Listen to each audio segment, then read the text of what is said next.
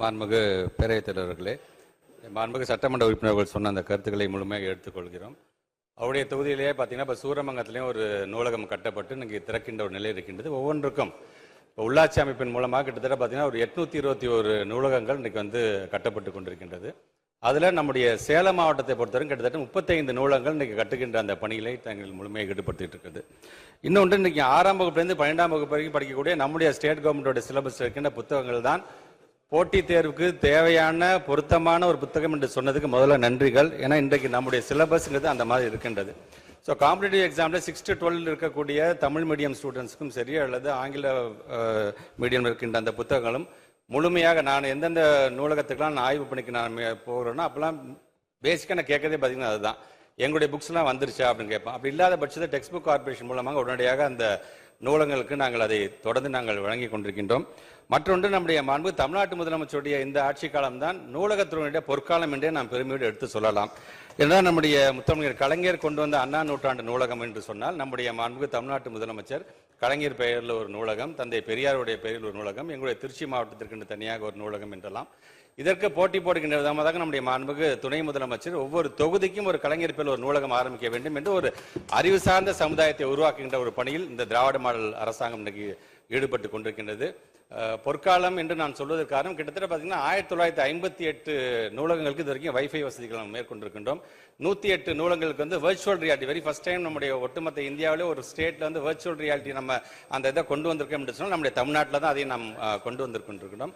புதிதாக ஆரம்பிக்கப்பட்டிருக்கின்ற மாவட்டங்கள் நீங்கள் வந்து திருப்பத்தூர் எடுத்துக்கிட்டாலும் சரி, ராணிப்பேட்டை, காஞ்சிபுரம், தென்காசியில் கிட்டத்தட்ட அந்த புதிதாக ஆரம்பிக்கப்பட்டிருக்கின்ற மாவட்ட மைய நூலகத்திற்கு தலா 6 கோடி ரூபாய் இன்னைக்கு ஒதுக்கீடு செய்யப்பட்டிருக்கின்றது.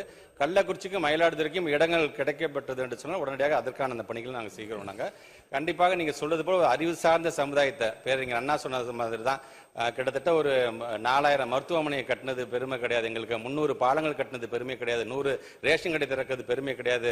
சமுதாயத்தினுடைய அடித்தளம் இருக்கின்ற ஒரு மாணவன் சமமாக என்றைக்கு மதிக்கப்படுகிறானோ அதுதான் இந்த ஆட்சியோட பெருமை என்று சொல்லியிருக்க. அதற்கு தேவை அறிவு சார்ந்த சமுதாயம். அந்த அறிவு சார்ந்த சமுதாயத்துக்கு தேவை எங்களுடைய நூலகத்துறையுடைய பங்கு என்பது அதிகம் என்கின்ற வகையில் தான் இன்றைக்கு அதிகப்படியான ஒரு முதலீடை இன்றைக்கு நூலகத்துறையில் நம்முடைய தமிழ்நாடு முதலமைச்சர் செய்து கொண்டிருக்கிறார். நீங்கள் கவலைப்பட வேண்டாம். நீங்கள் சொல்வது மாதிரி அந்த புத்தகங்கள் தேவைப்படுகின்ற பட்சத்தில் அது கண்டிப்பாக வழங்கப்படும்.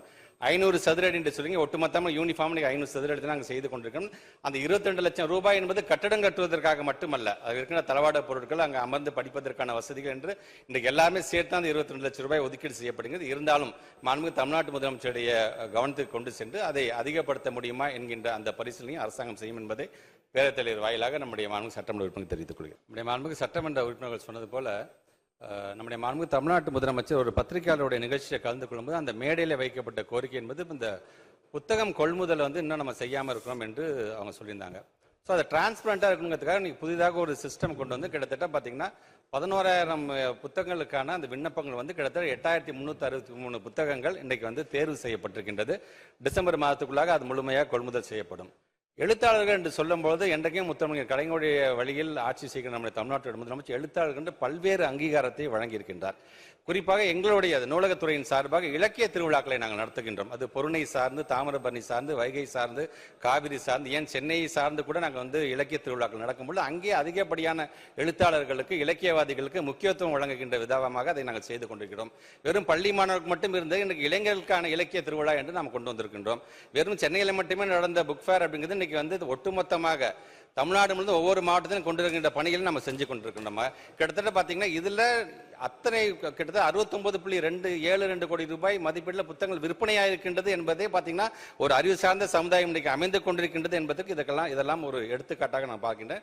நீங்கள் சொல்வது போல நீங்கள் இலக்கியவாதிகள், நம்முடைய எழுத்தாளர்களுடைய அந்த புத்தகங்கள்லாம் கொள்முதல் முழுமையாக முடிந்த பிறகு உங்களுக்கு அதுக்கான முக்கியத்துவம் கண்டிப்பாக தெரிய வரும் என்பதை மாண்புமிகு பேரவைத் தலைவராக மாண்புமிகு சட்டமன்ற உறுப்பினர் தெரிவித்துக் கொள்கிறேன்.